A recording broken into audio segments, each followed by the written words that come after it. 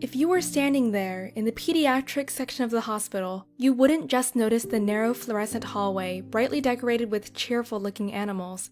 You would be frightened by the continuous, agonizing screams coming from me while I was being wheeled into the labor room. It was October 17th, 2014, and I was at the hospital for just another routine checkup. The father wasn't there because, well, he had killed himself a few months earlier. So I was completely alone in that room. I was in the same room as last time, and I was speaking to the same nurse as last time.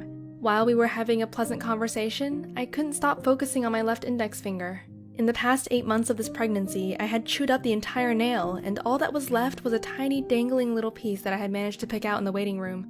It was driving me crazy. The nurse was rubbing the lube on my belly, and here I am still picking at this damn nail. I really hope my daughter doesn't get my disgusting nervous habits. I noticed that the room had gone quiet, and I looked up at the nurse. Her face had completely changed. She was trying not to give anything away. I looked at the ultrasound, and I looked again at her. Even though she was trying not to alarm me, I can see that she's frantically searching for something around my stomach, but the only sound we could hear were the noises coming from the hallway.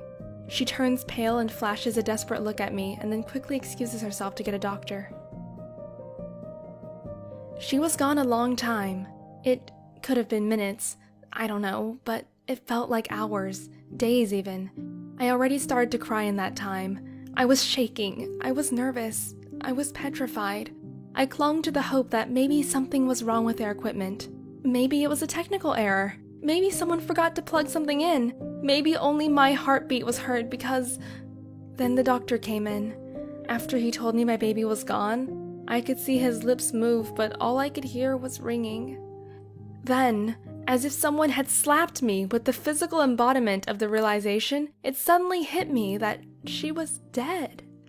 My daughter died inside me. And that was when I started screaming.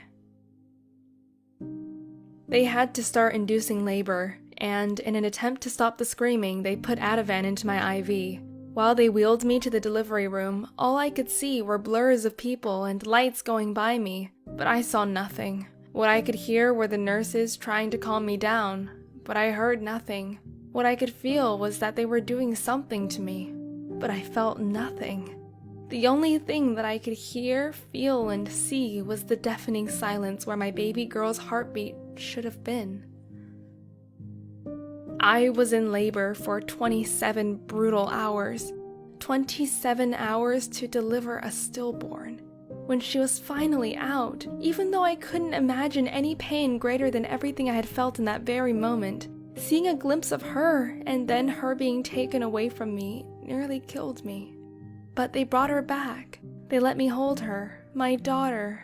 I was quite woozy from the drugs, but I still felt the wrenching pain as I held what felt like a heavy, warm baby doll.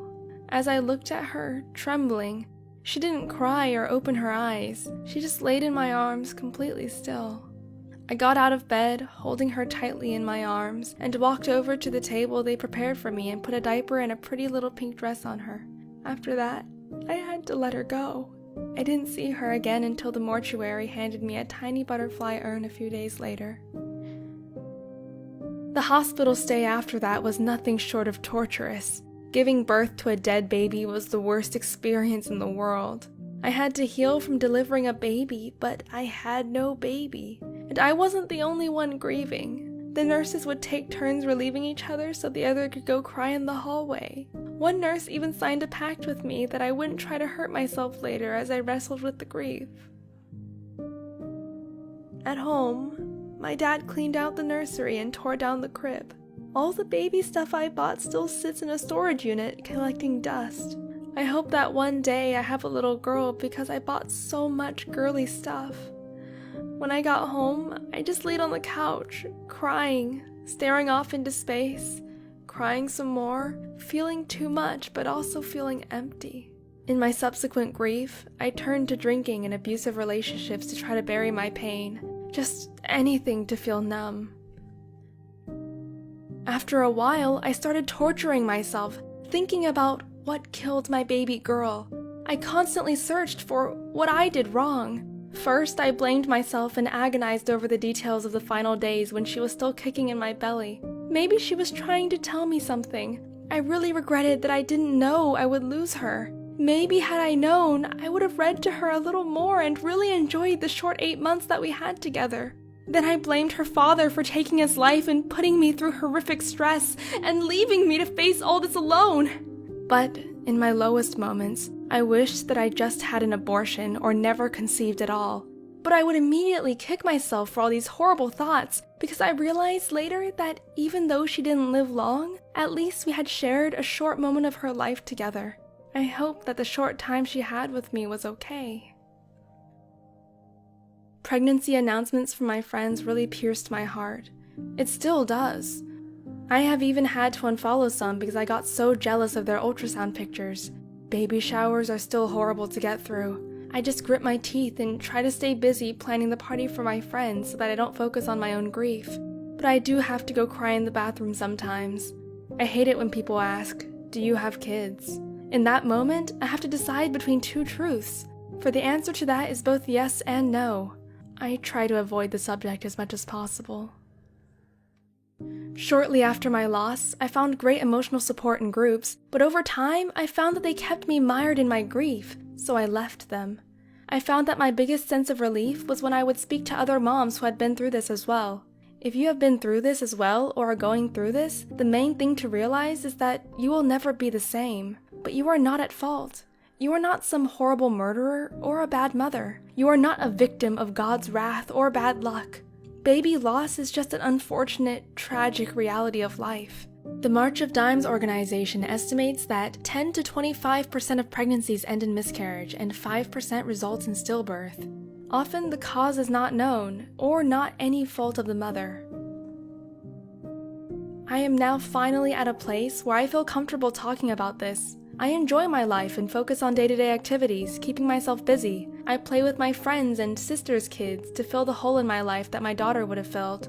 I found keeping a gratitude journal really helped. It showed me all the good things in my life and gave me the strength to take it day by day. I have a boyfriend now, and after 2 years together, we've decided to embark on the journey of trying to conceive another baby, our first together. My boyfriend has really been my rock through this trying experience, though he's sometimes shocked by the racking sadness that takes me over. The decision to try again was painful in itself. I felt guilty, like I'm trying to replace her.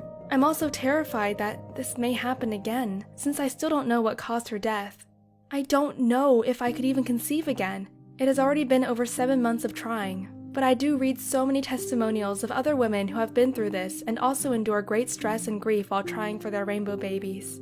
I take solace in the fact that I am not alone, that we have each other. But I don't think I will ever feel relieved until I hold a healthy baby in my arms.